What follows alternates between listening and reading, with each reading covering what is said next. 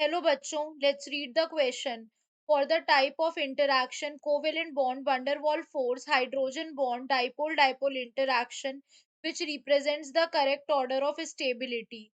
The key concept is,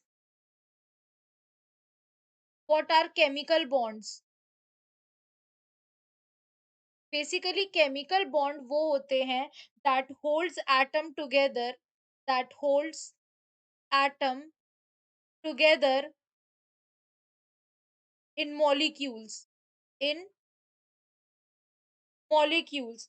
So basically bond arise होते हैं from the electrostatic force between positive and negative and negatively charged ion in which some are occupied by the determined by the charged electrons. तो basically chemical bonds अलग अलग type के होते हैं but यहाँ पर अब हमें find out करना है correct order of the stability. तो basically अगर हम देखें जो बॉन्ड होता है दो एटम के बीच में ज्यादा स्टेबल और स्ट्रॉन्ग होता है as compare to the bond between two molecules, यानी कि दो एटम के बीच का जो बॉन्ड होगा वो ज्यादा स्ट्रॉन्ग भी होगा और ज्यादा स्टेबल भी होगा जब हम दो molecule as compare to the two molecules इनके बीच में जो होता है उससे ज्यादा स्ट्रॉन्ग होता है एटम के बीच में। तो जो कोवेलेंट बॉन्ड होता है ये सबसे स्ट्रॉन्गेस्ट होता है और मोस्ट स्टेबल होता है क्योंकि ये एटम के बीच में पाया जाता है। क्योंकि जो कोवेलेंट बॉन्ड होता है ये जो होता है ये सबसे स्ट्रॉन्गेस्ट होता है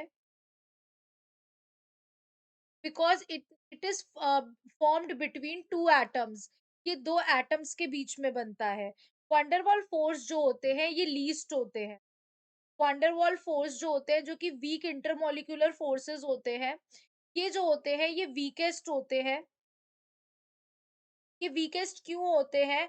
ये इसलिए होते हैं क्योंकि ये because of the temporary dipole moment in the atom, क्योंकि इसमें क्या पाया जाता है? टेम्परेरी डाइपोल मोमेंट पाया जाता है। और अगर हम बात करते हैं हाइड्रोजन बॉन्ड की, हाइड्रोजन बॉन्ड जो होता है वो पोलर मॉलिक्यूल्स में पाया जाता है, में पाया जा रहा है, पोलर मॉलिक्यूल्स में पाया जाता है। ये इंटरेक्शन इंक्रीज होता है with increase total number of electron. तो हाइड्रोजन बॉन्ड बन रहा है वो हाइड्रोजन एटम और more electronegative atom like fluorine, oxygen, nitrogen इनके साथ बनता है।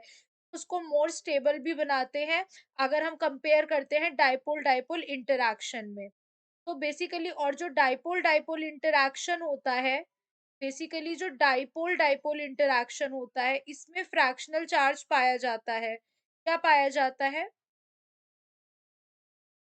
फ्रैक्शनल चार्ज पाया जाता है। दैट इज जो इसका डेल्टा होता है दैट इज पार्शियल चार्ज होता है।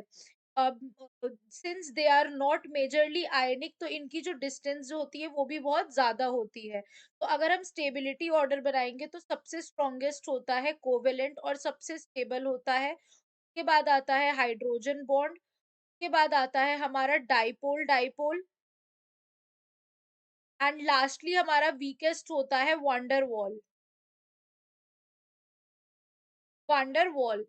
इस बेसिस पे हमारा जो करेक्ट आंसर हो जाएगा दैट इज, फर्स्ट है हमारा कोवेलेंट, देन है हमारा hydrogen, then dipole dipole and then है हमारा वंडरवॉल। तो option C is the right answer. Hope you guys understand. Thank you.